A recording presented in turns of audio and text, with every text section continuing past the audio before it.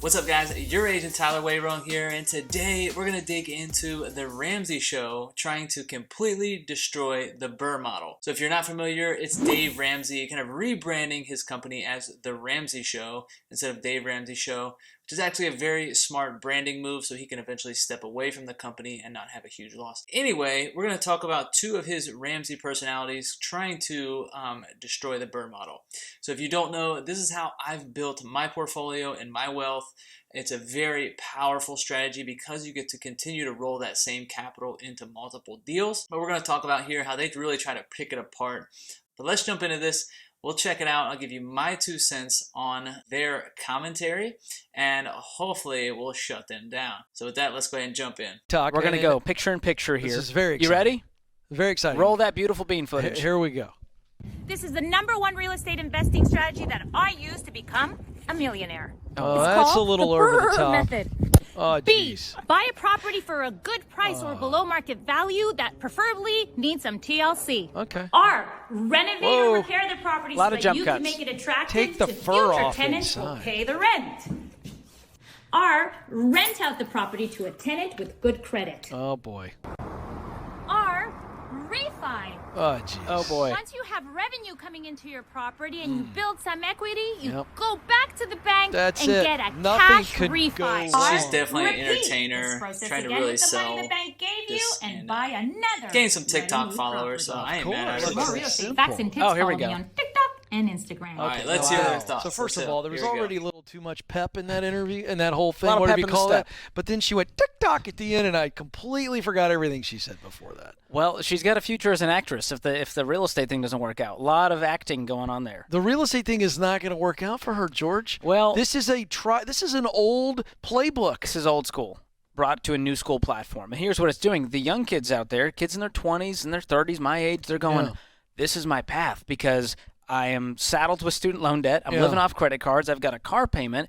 I need a way to make a lot of money fast. So yeah, I mean, this has been around for a long time, and in fact, I credit Brandon Turner or Beardy Brandon on Instagram for really coining the term BRRRR to put a marketing model around something that people have been doing for years. But really, the path that they're going down now, like, I don't think that she was trying to say this is a get-rich-quick scheme, and if you have student loans, you can go out and do this, right? To their point that Going they're to talking debt about now is just a even little more invalid. debt, and then sell it. Oh no, rent it to a renter, It's a then repeat the foolproof process. plan. She basically said, go into debt, have somebody rent it, and then repeat the process, go into more debt, It and build reminds up me more renters. of a young Dave Ramsey pre-bankruptcy. Cut out some of this stuff. We'll talk about the advice here. So I want our to jump plan, into as specifically you know, if you listen to the show their for 10 thoughts on it. seconds, is to become debt-free and stay debt-free. Because we have found, based on lots of in-depth research with our millionaire study, based Yep. on 10 million people following our plan, that the best path to financial success, to building wealth, is to become debt-free and stay debt-free, including your mortgage. So what this advice is saying, which is diametrically opposed, in case you're wondering, is saying that you need to maximize every possible dollar of bank debt you can get access to. So here's the idea. Leverage. All right, so I'll drop a link to the video in case you want to watch all this, but I'm going to just kind of cut to the important stuff. So in this example, the goal of this isn't to acquire a crazy amount of debt. It's a way to continue to use your same capital to go and acquire other properties without having to re-save up that down payment to come up with the 20% down like you traditionally would have to. Leverage debt out your eyeballs to have maximum cash flow and hope that everything works out perfectly on paper. Yeah. And then you will, in a matter of years, have a private jet that you can pose next to because of the So guys, the goal here isn't to just go and acquire as much debt as possible to leverage up to your eyeballs like they're insinuating. The whole thing here is to go out and find properties that are undervalued, bring them up to market value, put nice families in there to rent them out, and then to get that capital back out. So as opposed to buying a turnkey property where you're putting 20% down to end up with that same type of product, in this case, you're just doing the work up front and then getting that property back. You're basically just doing it in a different order so that you have that same capital to continue to use on future deals. I think they're going about this the wrong way.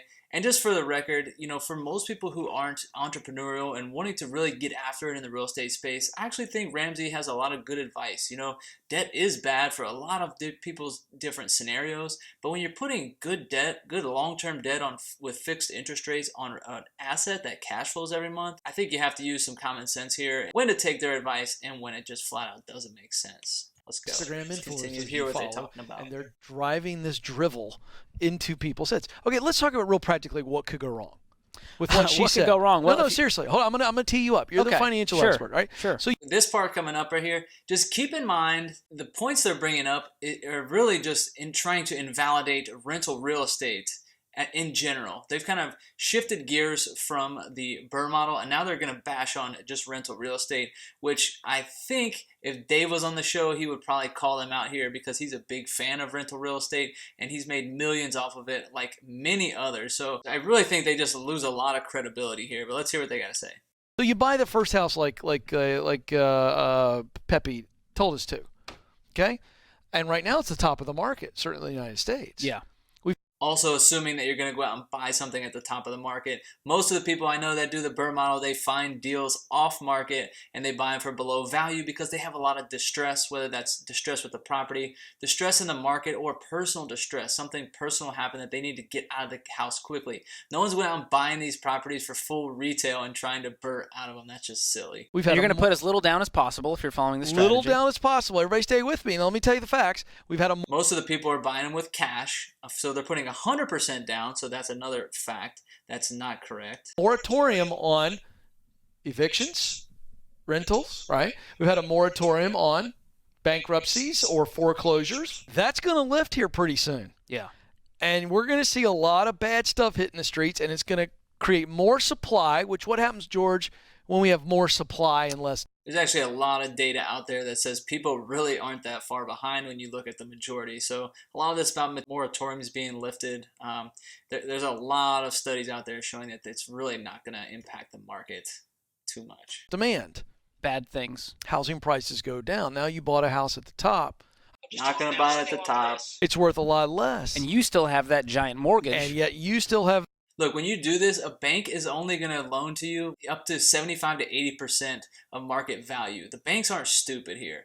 You can only get a max amount of loans, like 3.5%, when you're getting into a personal residence. When you're renting these things out, you're going to have at least a 20% equity position for these banks to feel comfortable putting loans on them. So even if the market fell 20%, you're still at a break-even point. So I think this here, just continues to be them just trying to bash it in general. You still got to pay for it.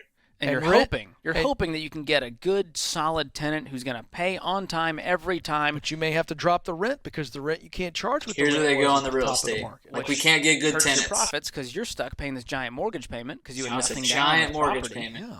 Then what continues to happen? Then there's George? property taxes, there's Oh. insurance, there's all the maintenance. What happens? How has any real estate investor ever figured out how to pay for property taxes, maintenance, insurance? Oh my gosh. You can't pay It's a that, nightmare. George. Well, foreclosure could happen. Oh yeah. Yeah. I think it's a doomsday scenario when you start throwing foreclosure out. Granted, now that is a risk. With any purchase of any home, there's a risk of foreclosure unless you do own the home free and clear. But even then, if you don't make your property tax payments, they can come after the property. So again, I think they're stretching here a lot, just trying to throw this under the bus because it does have to do with people doing cash out refinances and taking on a good portion of debt. But again, it's very secure and it's tied to a cash flowing Promises of what asset. could be and all the money you could make and the cash flow that could happen. Could. They're not selling financial peace. They're not selling significant contribution to your fellow man. They're not. It's a wolf in sheep's clothing.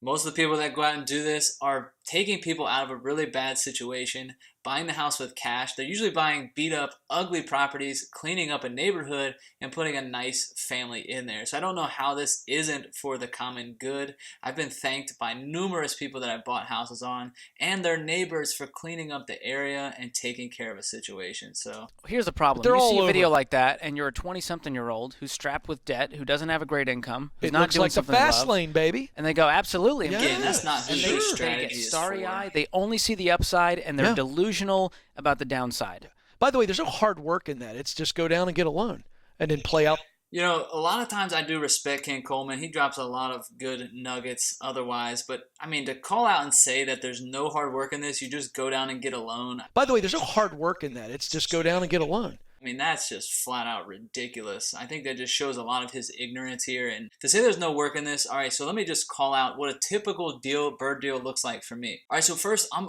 researching a niche list, trying to find out who I need to send direct mail to. I'm actually running social media campaigns, Google ads, all right, to find a motivated seller. All right, we're sending direct mail out. We're paying out of pocket. We're trying to get in touch with these people. We probably get 10 calls for every one person that we get in touch with.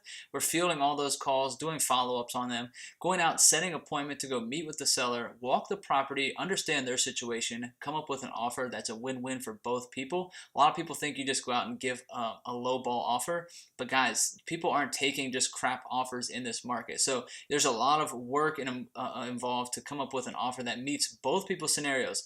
Obviously, yes, we have to make money, but we have to get them in a position where they can walk away from this and feel good about it. All right, so once we actually, let's assume we get to the closing table, we buy the property. Now we have to go out, hire contractors. I don't know if you've tried to do that in 2022, but it's not the easiest thing. It takes a lot of work. And then once you hire the contractors, then you're going to assume that they're actually going to show up and do the work. So you have to go and check on them. You have to make sure everything's going as planned, that people are doing what they said they were going to do. You have to go get that work inspected, make sure it's clean and done correctly. All right, let's assume that you got all that right. Now you have to learn processes to go out and find tenants, learn how to screen them, know what to look for. You have to have processes in place to give them a lease, know what kind of legal obligations you have as a landlord. Now you're actually making sure you have processes that you can collect that rent and that you have systems in place to take care of them if they don't pay. All right, those all take a ton of work to build. And now once you have the property rented out, it's cash flowing, you have a good lease in place, you're taking care of these tenants, now you have to go out, build a relationship with a local lender for most cases. A lot of these big banks don't do no seasoning loans, so it takes a lot of work. You don't just call up the first lender you see on Google and they're going to give you a no seasoning loan, so it takes a lot of work to build this relationship. Now you have to get this property appraised, underwritten. You have to have yourself in a good financial position so that a bank is willing to underwrite you and feel confident giving you this loan at 80% loan to value to go out and do this and close on the deal. So to say there's no work involved is really, like I said, Ken, is not a good look on you to call that out. There's a ton of work involved with the BRRRR model. There is risk involved as well, but if you do this correctly, you can really mitigate the downside here. And this strategy isn't for the college student that's saddled up to his eyeballs in debt. This is for the real estate entrepreneur who's really just trying to scale up, has the systems in place, and is looking for the best way to take advantage of the money and roll it into continuous deals going forward. So guys, I hope that helps just provide some clarity and all the dirt and mud that they just smeared on the BRRRR model that just really isn't valid at all. I definitely get they have an audience. They can't go out and endorse this kind of thing under Dave Ramsey because they're telling people to get in debt. I get that, but you don't have to come out speak flat ignorance on it. I think they would have had much more credible answers if they would have just said they don't agree with this model. But guys, those are my thoughts. If you did get anything valuable out of this, drop a like. If you know anyone else doing the BRRRR model and you think it would help them to see this or just get a chuckle out of it, I would appreciate a share or a subscribe below if you haven't done so already. But we'll go ahead and wrap with that, guys. I'm Tyler Wehrung, and we'll catch you next time.